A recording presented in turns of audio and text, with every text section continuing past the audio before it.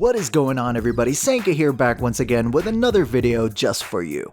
Friendly reminder as always, if you do end up enjoying this video, make sure to hit that like button and subscribe for more content. Well friends, it's been a while since we talked about this subject matter. Took a nice long 2 to 3 week break from it, mainly a vacation from being an a-hole for just a moment, but one would argue that you cannot escape who you really are. And I did make sure that before I stepped away, the last 2 Captain Marvel / Avengers Endgame videos I made pissed off more than enough people to fill the void of my absence. And they sure did, got more hate comments and dislikes than ever. These people crack me up, man. They're like, I'm gonna click this thumbs down button and insult you over the internet.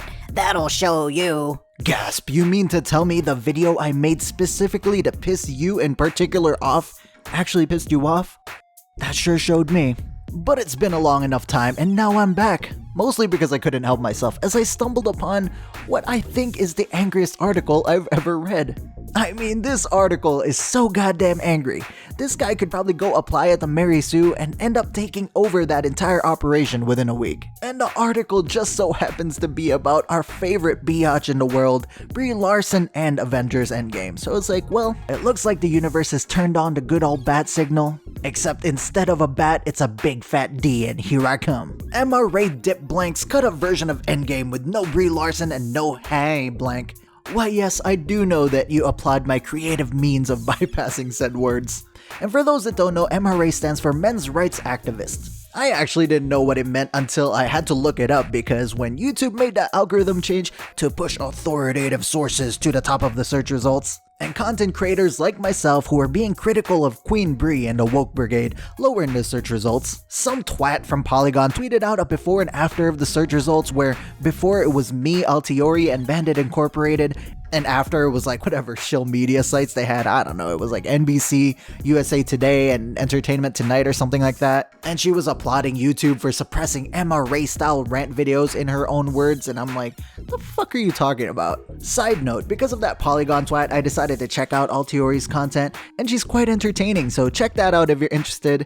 Obviously after you watch this video or any other of my videos you're not yet caught up with. But you can probably tell from the sheer eloquence of this headline the absolute treat that awaits us when we get into the article. Imagining the sheer amount of time and effort required to be constantly furious about women. I can't even read this with a straight face. About women being in superhero movies is in and of itself exhausting, so Lord only knows how deeply tired certain scum F subsections of the internet must be at all times. To that end, some moronic MRA Dead Blank has produced and is now sharing a version of Avengers Endgame that wantonly strips most of the women from the film and removes what the uploader refers to as the hey blank from the movie. You see what I mean about how angry this is? Like, you feel it coursing through the veins of this article. Like, I'm envisioning this dude, instead of typing like a normal human being would, is just punching the keyboard, like each key individually. Like, how many keyboards were lost in the making of this article? As I'm recording this, my head is instinctively dodging because I feel like reading the article, a fist is gonna come out of the screen and deck me in the face. But that's the part that cracks me up the most about SJWs, is that when they refer to people that contradict their belief sets, they always refer to them as the angry ones. While as far as I've seen, the people who make fun of SJWs are doing just that, making fun of it. Like, they're not the ones who are angry, bro. I'm just saying. Take a poll right now. Who's the angry one? Me or this guy? Post in the comments below. SJWs be like, This is my chance. You are, haha, that'll show you. You might recall last year that MRA edgelords produced a cut-down version of Star Wars The Last Jedi that eviscerated the narrative for the sake of appeasing a select few edgelords who pissed their pants— what the fuck is this sentence? Who pissed their pants over women being allowed in space or whatever. The resultant butcher's job of an edit ran for just 46 minutes. Oh, that's impressive. Cut out most shots showing female fighters / pilots and female officers commanding people around / having ideas, and remove scenes in which Princess Leia scolds, questions, or demotes Poe Dameron. Wait a minute, that movie was like 2.5 hours long. You mean to tell me just removing those things cuts it down to 46 minutes? God damn it, man. The Last Jedi sucks so goddamn much. I don't even want to think about it, but this dude just reminded me. And now that he mentions that just removing those things kills like an hour and 40 something odd minutes of the film, like, Gotta be fucking kidding. That movie sucks, dude. It sucks. The Endgame recut uploaded to torrent sites by an anonymous user takes a similar line. The upload carries the title Defeminized Fan Edit Anti-Cheese Cut, so named because it removes Brie Larson from the movie entirely. Anti-cheese, Brie, get it, got it, great. Wait, you mean to tell me she's named after a cheese? Just fucking with you. Beyond yoinking Larson from the movie altogether, the list of amendments made to the film ranges from the mildly deranged to the outright fucking asinine. Wow, what a range. Initially, the cut edits out most quips in order to give more consistent serious tone, which is bananas. Bananas, dude, really? When you consider the chief complaint of that amendment is superheroes should not be funny, but we gotta go back to this bananas thing. Like, I only use that when I'm not being serious, but this dude's obviously being serious. Like, how can you... bananas. Banana. Alright, whatever. Following that, the list gets even more crooked, in its own words, which we reprint here verbatim. So here's the list of what was edited out of the film. So, no Hawkeye training his daughter. I don't see what the problem was with that. I mean, I like that scene. Yeah, I don't know about that one. I am not on board with the idea that a father being a good father to his daughter is stupid in any way. No women leader conference, no gay support group talk. It's weird, but that wording makes it seem like it's a support group for gays, but it's not. Anyway, like, you can make arguments for or against these scenes. They really just provide insight to what the world is like after the snap. Personally, I feel like there might have been just a little bit too much of that going on in the first act, but not talking about those scenes in particular, just the filler overall. And what did I just say? Moping dialogue filler in first act severely reduced. Now, I don't know if you need to severely reduce it, but reduce it for sure. Any science babble that isn't necessary to understand the story is gone. Nothing takes you out of a movie quite like pseudoscience.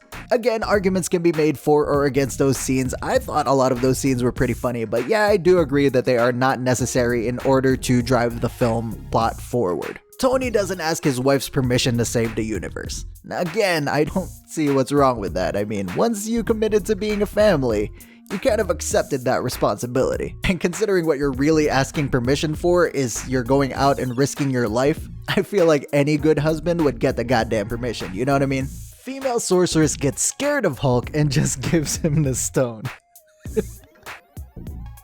You gotta admit, that one's pretty funny. Tony doesn't meet his dad, Thor doesn't meet his mom, it's pointless. I agree those scenes really serve no purpose, but a lot of you are gonna be like, but that was the scene where the mom was like, be what you want, not who you were meant to be. Oh, you mean that line that drove home the butchering of Thor? Great, good to know. And don't forget, I'm Asian. Most of us are about that be who you were meant to be life. Especially when it's something as big as being a god and a king. Like, are you kidding me? Sadly, Thor is unsalvageable in general, but I did the best to make him more dignified, and I agree, he is completely unsalvageable. I can't even imagine how this dude made him more dignified. Black Panther isn't the first revived Avenger to arrive and gets a bit less time. He's really not that important. While I agree he's not really that important to this plot in particular, that didn't really bother me all that much, so don't really care either way. Women in final battle severely reduced. In particular, Pepper has no business being there. Now, I don't know about that. I guess you could say because Tony had to get her permission that she actually had to get his permission as well, and she did not, so I mean, there's that argument. And if they're both fighting, then they could risk both dying and their daughter ending up with no parents, so there is that as well. But as far as like no business being there, the universe is at stake here, so there's a little bit of business being there. And again, the women in the film did not bother me by any means. It was just the pan out shot, the whole, oh look, I am Womans, hear me roar, and Captain Marvel in general. I just don't like the character, I didn't like the performance, I don't like that she's shoehorned into the story at the last moment, don't like how easily she dealt with all of her adversities except for being punched with a power stone, and removing her removes that zoom out shot anyway, so problem solved. Other than her, you didn't really need to remove anyone else, everybody else was fine, but whatever. In general, whenever it felt like Marvel sniffing its own farts, that part is probably gone. A direct hit on every wedge of the asshole dartboard you can think of, really. The listing also happens to contain a string of neo-Nazi edgelord talking points and red flags, which just means anything that contradicts SJW beliefs, but which initially led us to believe the torrent might be a bait and switch troll hiding something more sinister in the video file. Remarkably, it's not. We viewed the file, it's legitimate and it sucks. Clocking in at just 1 hour, 25 minutes, and 30 seconds, the cut manages to erase more than half the film's runtime, which in and of itself is a remarkable effort. A truly demented one, sure, but a remarkable one nonetheless. God damn, cut out like 1 hour and 40 minutes of the goddamn thing. Imagine having the time to be this mad about something. Good grief. The guy says while being this mad about the edit. You know what I mean? Like, self-awareness, dude, come on. I wonder how many holes are in this dude's drywall after watching that fan edit. I'm gonna leave off with this note. The thing about films is they're subjective. The person who made the edit apparently disliked way more about the film than I did, and I disliked a lot more about the film than most people did apparently. But who gives a fuck? Like, why do we all have to hate each other for having different opinions about a goddamn movie? I mean, look how upset this dude is about the goddamn fan edit. Like, really? It's not that serious, bro. You shouldn't need others' validation for how you feel about something. Like, I feel like that's the reason why people get so upset about these kind of things, is that if they like it, they need the people around them to like it as well. Otherwise, it somehow devalues or invalidates how they feel about it. If others feel differently about what you like or don't like, disagree and move on. That's what me and my friends do, you know? It's like, oh, that movie sucks. I liked it. Oh, you're crazy. And then just move on. Like, it's that simple. Again, if you thought that Captain Marvel being in Avengers Endgame was great and she nailed the performance and she made the movie so much better, good for you. I didn't think so. I thought that she was shoehorned in, had absolutely no business being in the story whatsoever, terrible performance, and dragged the film's quality down. Now, do I hate you because you think that she was amazing? Of course not. At the same time, you shouldn't hate me because I thought she was awful. But I know you still will, and I still don't give a fuck. But what do you guys think? Let me know down in the comments below. If you enjoyed this video, make sure to hit that like button and share it with your friends, family, whoever you think would be interested in nonsense like this. And subscribe, ring that notification bell, and click that always so you can always be alerted every time I put out another one of these grilled ham and cheese sandwiches. Thank you very much for watching, and I will see you guys next time.